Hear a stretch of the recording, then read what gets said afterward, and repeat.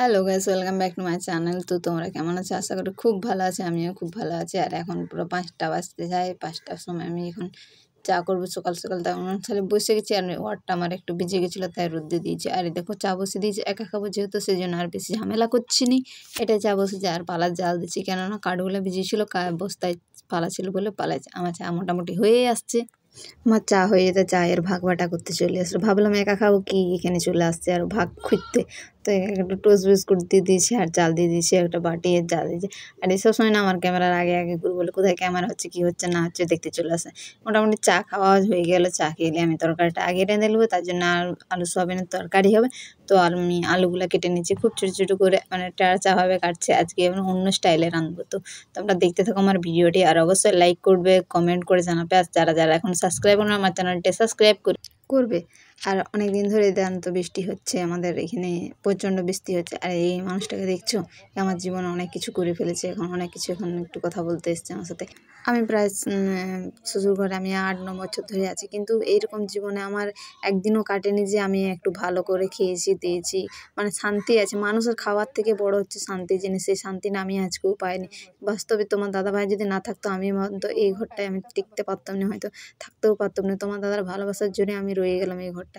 কিন্তু জানো, জীবনে মানে এত কষ্ট করেছে তোমার দাদাভাই, বলার কিছু নেই। তো বলতে বলতে আমার এখন একটু তরকারি বসিয়ে দিয়েছি। আর দেখো পালার জাল দিচ্ছি। কি মানে রাত্রেবেলা জল হয়েছে, আমি বেরোতেও ভয় করছিল, সেজন্য কাঠ গোছানো হয়নি। তো পালা এখন জাল দাও। আর পালার জাল মানে তো কষ্ট। এই দেখছো ধোঁয়া উঠছে, ধোঁয়াতে কত ফু দিয়ে দিয়ে দিয়ে মাথা খারাপ হয়ে গেছে। কী করবো, ধোঁয়া হলেও তো রেঁধে খেতে হবে। বন্ধুরা, তোমাদের দিকে বৃষ্টি কেমন হচ্ছে আমাকে একটু কমেন্ট করে জানাবে। আর কোন কোন জেলায় বেশি বৃষ্টিপাত হচ্ছে আমাকে অবশ্যই জানাবে। বলতে বলতে দেখো আম নিয়ে চলে এসেছি। এটা কালকে ঝড়ে পড়েছিল, তো বৌমা আমাকে দিয়ে পাঠিয়েছিল কিছুগুলো আম। তো আমগুলো আমি কেটে আচার করার জন্য কাটবো। তো আমি কেটে আগে শুকনা করবো, শুকনা করে মানে শুকনার মতন করবো, তারপরে আচার করবো। তো চলো আমি এখন ছুলতে, বৌমাটা অনেকগুলো আম এনেছিল, এক ব্যাগ কুড়িয়ে নিয়ে এসেছিলো। আমি ওদের ঘর ছুলে দিয়ে আসছি আম। ও বলছে কাকিমা আমাকে আম ছুলে দাও, আম ছুলে দাও করছিলো। তা আমি আম ছুলে দিলাম, দিয়ে তখন পুরো আমি আম নিয়ে বসে গেছি। আর দেখছো কটা আম আমি গুনতি করে নিচ্ছি, এইখানে যে কজন আছে কটা আম লেগে আম আম আম ছুলে নিই। আম ছুলে নেওয়ার পরে যে ভাত খেতে বসে গেছি, গরম গরম ভাত নিয়ে। আর দেখো আলু সোয়াবিনের তরকারি নিয়ে বসে গেছি। আর এই দেখো আলু সোয়াবিন তরকারি বেশি ঝোল করি না, হালকা নিরামিষের মতনই রাঁধছি। আর টমেটো একটা দিয়ে দিয়েছি। তো খাওয়া হয়ে গেছে। আর এখন আম ছুলে রেখেছিলাম, সেই আমগুলা কাটার পালা। জানি না কি আমগুলা কেমন আছে, কি আছে, আঠি হয়ে গেছে নাকি ওইরকমই আছে। আর এক দুটা ছিল পাকা পাকা একটু পড়েছিল তো গাছে। তো এখন পাকার আম সিজন, পাকারই সিজন এখন। আর এই দেখো আমি হেসা নিয়ে কাঠ নিয়ে বসে গেছি। আর এটা মায়ের ঘরের দিকে বসেছি। আর ক্যামেরাটা রেখেছিলাম, তাই লাইট মানে বাইরের আলোটা ক্যামেরায় এসে পড়ছিল, সেই জন্য আমি কপারটা দিয়ে দিচ্ছি। আর দেখো ঠুকে ঠুকে যতক্ষণ না আমের 12টা বাজিয়ে দিচ্ছে, ততক্ষণ আমি আমটাকে ছাড়বই না। আম আমি কাটেই ছাড়বো আজকে, কতক্ষণ আর এটা দেখছি আঠি হয়ে গেছে। আঠি হয়ে গেলে না এত প্রচণ্ড খারাপ লাগে, প্রচণ্ড। কী করে যে আমটা কাটা হয়, কোন দিকে আমটা কাটা হয়, মানে পাড়া পড়শির লোক সবাই দেখতে আসতে বলছে কী করছো তুই ঘরের ভিতরে, কী করছো? আমি কিছু না, আম কাটছি এখন। আমটা তো ছিলে নিয়েছি, কিন্তু কাটতে তো হবে। আমটা যেহেতু নিয়ে এসেছি, এখনই যদি দিয়ে আসে এখনই আমাকে গাল দেবে বলে, তোর তো গায়ে গত না, শুধু খাওয়ার দিকে খাও। সত্যি আমি এত খাই সবাই। আজকে আমি বাইরের দিকে একটু গিয়েছিলাম, তো সবাই বলছে তুই কেন অত রোগা হয়েছিস। জানি নি ভাই কেন রোগা হয়ে যাচ্ছে, কিন্তু খাচ্ছি ঠিক, খাইয়েও আমার গায়ে লাগছে না। কি জানি কি কোন দিকের বাতাস লেগে গেছে, আমাকে নজর লেগে মজা আমাকে কালো টিপ। ভাবছিলাম আমটা কেটে একটু আচার করে খাবো, তো সেই খাওয়া আর হবে নি মনে হচ্ছে আমার। আর আমার দেখছো হেঁচাটাই আমার এত বিরক্ত লাগছে না। আমি যদি এরকম আঁটি হয়ে যায় না, আমার কাটতেও ইচ্ছে করে না, কিছু না। আর হেঁচাটা তো পুরো ভোঁতা হয়ে গেছে, তাও আমি ছাড়বো না আজকে, তোকে আমি কেটেই ছাড়বো।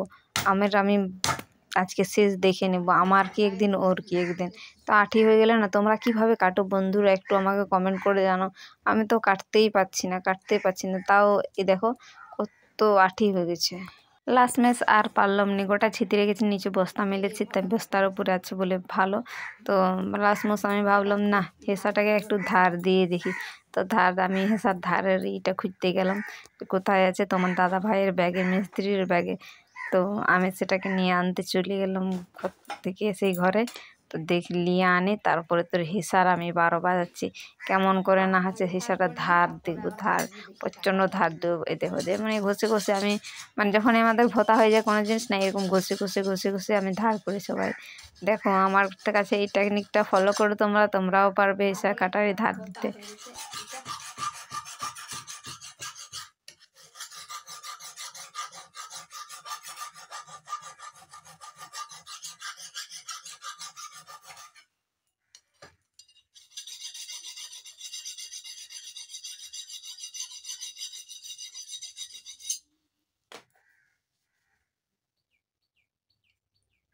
ট্রাই করে দেখি।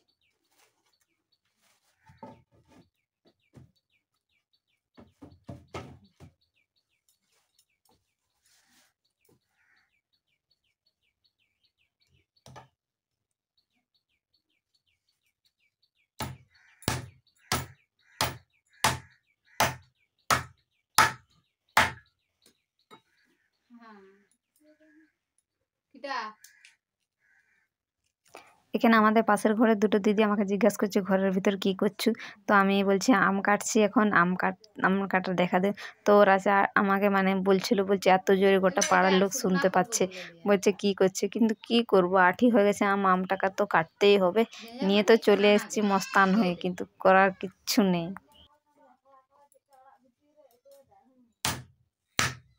একাই ভালো, বেশি ভাগ ভাগ কমে যাবে।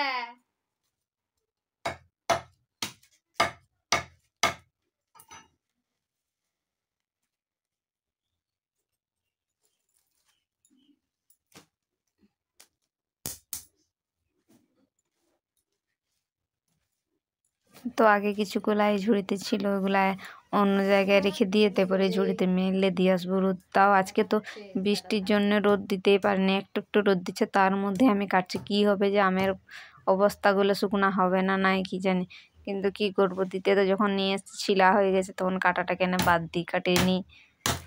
যারা আমার আমের আচারের ভিডিওটা দেখছো, আম কাটার ভিডিও, তাদেরকে অসংখ্য ধন্যবাদ। আর সবাইকে জানাই আমাকে এইরকমই সাপোর্ট করতে থাকো তোমরা, আমাকে আরও আশীর্বাদ করো, আমি যেমন আরও বড় হতে পারি। তো তোমরা কিভাবে আচার করো দিদি ভাইরা, তোমরা অবশ্যই আমাকে জানাবে, কমেন্ট করে জানাবে। আমি তো আচার জানিনি, তার মধ্যেও আচার করার ইটা ছাড়বো। আচার কেমন করে করতে হয় সেটা জানি না, তাও একটু চেষ্টা করবো, চেষ্টা করতে বাধা কি।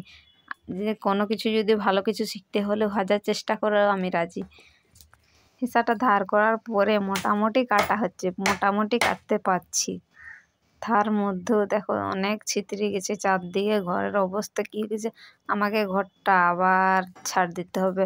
তো ফাইনালি আমার সবগুলা কাটা হয়ে গেছে, আর দেখো কাটা হয়ে চলে আসছে, দেখো এতগুলা আম। তো এখন দেখো ঘরের অবস্থা কি, চারদিকে আমের ছড়িয়ে ছাড়িয়ে। আর এই যে পাটাটার উপরে কাটছিলাম, আর আমার এইটার গান শোনার বক্সটার কি অবস্থা দেখো। শেষমেশ এইরকম কাটতে পেরেছে, মানে কোনোটা মানে সমানভাবে হয় না।